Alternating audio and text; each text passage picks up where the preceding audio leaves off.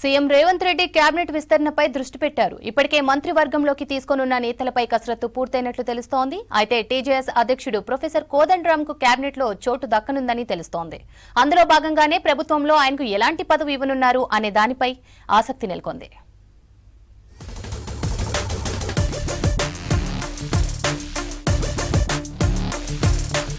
పార్టీలో కీలక నిర్ణయాలు అమలు దిశగా అడుగులు వేస్తున్నారు సీఎం రేవంత్ రెడ్డి.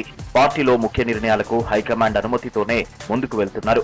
అందులో భాగంగా మంత్రివర్గ విస్తరణ దిశగా కసరత్తు పూర్తి చేసినట్లు తెలుస్తోంది. మంత్రివర్గంలో మరో 6గురికి అవకాశం దక్కనుంది. వారి కోసమే కొన్ని ప్రధాన శాఖలను పెండింగ్ లో పెట్టారని సమాచారం. అందులో హోంశాఖతో పాటుగా విద్య, సాంఘిక సంక్షేమం, మున్సిపల్ వంటి కీలక శాఖలున్నాయి. ప్రస్తుత కేబినెట్ లో నిజామాబాద్, ఆదిలాబాద్, హైదరాబాద్, రంగారెడ్డి జిల్లాలకు ప్రాతినిధ్యం దక్కలేదు. లోక్సభ ఎన్నికలకు ముందే ఈ జిల్లాలకు ప్రాధాన్యత ఇస్తూ మంత్రివర్గ విస్తరణ పూర్తయ్యేలా రేవంత్ ప్లాన్ చేస్తున్నారు. ఈ నెలాఖరులోనే మంత్రివర్గ విస్తరణ ఉంటుందని పార్టీలో ప్రచారం సాగుతోంది. నామినేట్ పోస్టులను కొన్నింటిని ప్రకటించేందుకు కసరత్తు తుది దశకు చేరినట్లు సమాచారం. ఇక మంత్రివర్గ విస్తరణలో ప్రొఫెసర్ కోదండరాంకు అవకాశం ఇవ్వాలనేది రేవంత్ ఆలోచనగా తెలుస్తోంది.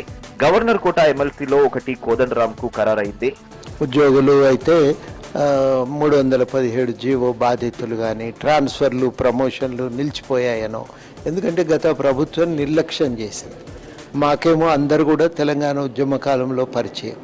ఇక ఆ పరిచయంతో వచ్చి ఒక మాట చెప్పిపోతున్నారు అందరూ. మాకు తోచిన మేరకు మేము సహాయం చేస్తాం. ప్రభుత్వం కూడా సరి అయిన దారిలోనే ప్రయాణిస్తున్నది కాబట్టి పెద్దగా దాంట్లో ఇబ్బందులు లేవు, చేయగలిగేది ఏమీ లేదు. కానీ ఏదన్నా ఉంటే చిన్న చిన్న సహాయం, మాట సహాయం చేస్తూనే ఉన్నాం.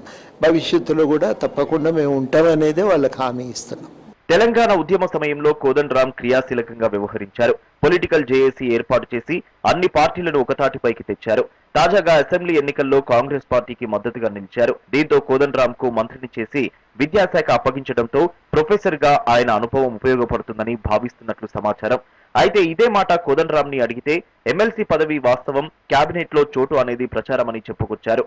ఎమ్మెల్సీ అనేది వాస్తవం, పోస్ట్ అనేది ప్రచారం.